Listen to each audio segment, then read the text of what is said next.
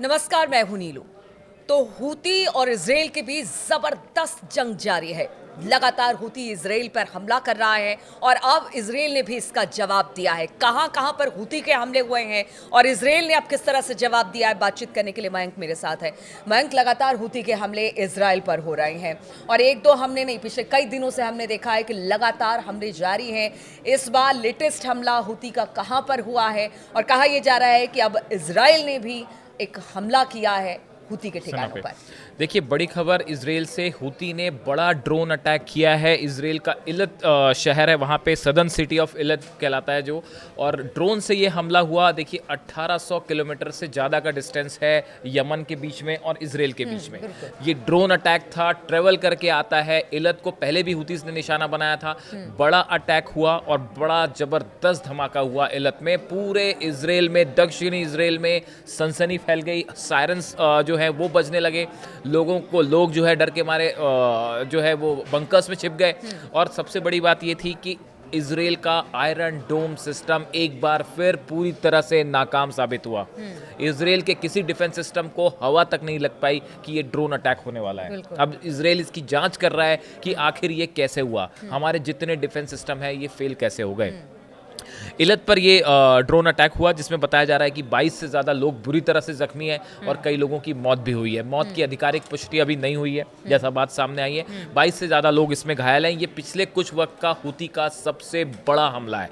देखिए, इस हमले के बाद इजरायली मिलिट्री की तरफ से कहा गया, Israeli military says a drone launch from Yemen has struck the southern city of Eilat. Rescuers report that at least 22 people are wounded, including 2 in serious condition, as Israel conducts its genocidical war on Gaza. Israel की तरफ से इन्होंने बताया कि ये हमला हुआ। Houthis की तरफ से 22 लोग इसमें घायल हैं, कई लोग उसमें सीरियसली इंजर्ड हैं। और इस बीच में जो हुती की तरफ से क्लेम किया गया, याया सारी जो उनके स्पोक्स पर्सन हैं, उनकी तरफ से कहा गया the operation was carried out with a number of drone and successfully achieved its objectives. Houthi की तरफ से कहा गया कि हमने मल्टीपल ड्रोन अटैक किया था जो कि अपने टारगेट पे गिरे हैं और इससे बड़ा नुकसान हुआ है, ये उनकी तरफ से क्लेम किया गया।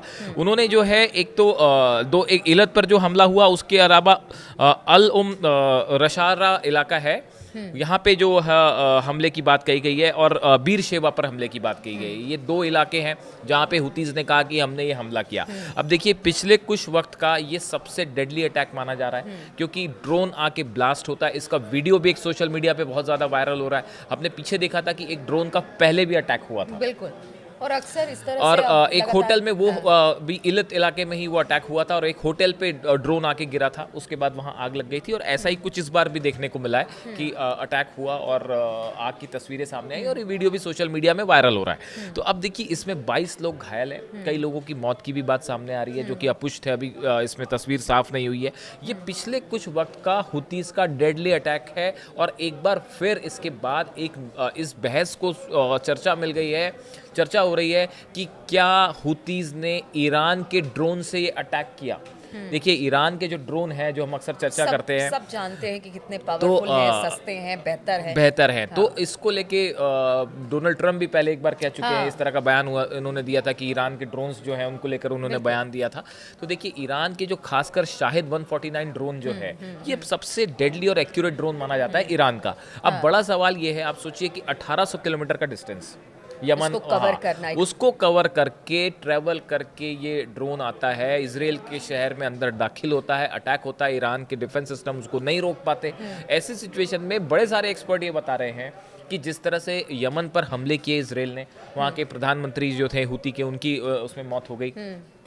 उसके बाद क्या ईरान अब हुतीस को अपने ड्रोन प्रोवाइड कर रहा है, और क्या इन ईरान के ड्रोन से हुती अटैक कर रहे हैं, इसको समझने में इजरायली फोर्सेस लगी हुई हैं। अभी सबसे बड़ी बात तो ये निकल के सामने आई है कि साहब, ये आयरन डोम सिस्टम फेल कैसे हो गया, ये कैसे, क्यों नहीं इस ड्रोन को रोक पाया। वो समझते रहे, लेकिन देखिए, प्रॉक्सिस तो ये ईरान के ही हैं।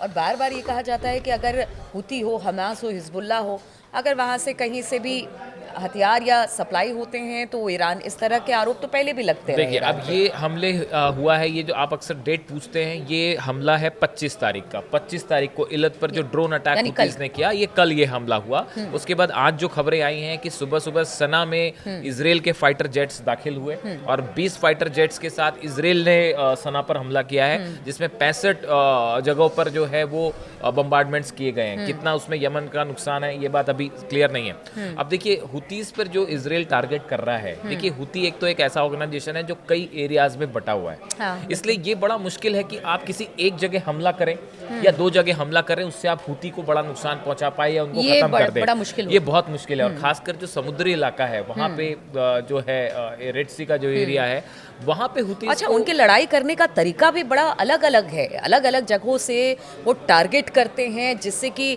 मतलब उनको टारगेट करना मुश्किल होता है अलग अलग ठिकानों बिल्कुल। अभी हमने पीछे देखा कि जो बैलिस्टिक मिसाइल से अटैक हुआ, पैलेस्टीन 2 मिसाइल जो कि सबसे ज्यादा हुती इस्तेमाल करते हैं, इससे जो अटैक हुआ उसमें क्लस्टर बॉम्ब भी लगे हुए थे। हमने ये वीडियो भी पीछे बनाया था और आपको बताया था कि हुतीस की जो मिसाइल थी फायर हुई, उस पर क्लस्टर बॉम्ब्स लगे थे। क्लस्टर बॉम्ब ये होता है कि मिसाइल जैसी ब्लास्ट करेगा, उससे कई सारे उसमें छोटे छोटे हथियार लगे होते हैं जो अलग अलग दिशा में गिरते हैं, जिससे बड़े इलाके में आग लगती है और नुकसान होता है। तो ऐसी सिचुएशन में फिलहाल इसराइल के लिए हुतीस की मिसाइल बड़ा चैलेंज बनी हुई है। और दूसरा, अब ये ड्रोन अटैक, जिसमें इसराइल में अब ये बहस छिड़ गई है कि आखिर ये ड्रोन अटैक क्यों नहीं रोक पाया। आयरन डोम सिस्टम हो, चाहे थार्ड हो, चाहे एरो हो, तीनों सिस्टम जो है फेल हुए। उसकी एक बड़ी वजह ये भी है कि ये जो ड्रोन अटैक होते हैं, इनका डिस्टेंस बहुत लो फ्लाइंग ऑब्जेक्ट होता है, ये बहुत ज़्यादा डिस्टेंस में नहीं उड़ते। तो कोई भी डिफेंस सिस्टम के लिए एक लो फ्लाइंग ऑब्जेक्ट को रोकना बड़ा मुश्किल होता है, और खासकर जब वो स्पीड से ट्रैवल करे। यानी कि ड्रोन उनके लिए अब मुसीबत है। अगर ये ईरान के ड्रोन से शाहिद 149 है, तब तो आप समझ सकते हैं कि शाहिद 149 ड्रोन से तो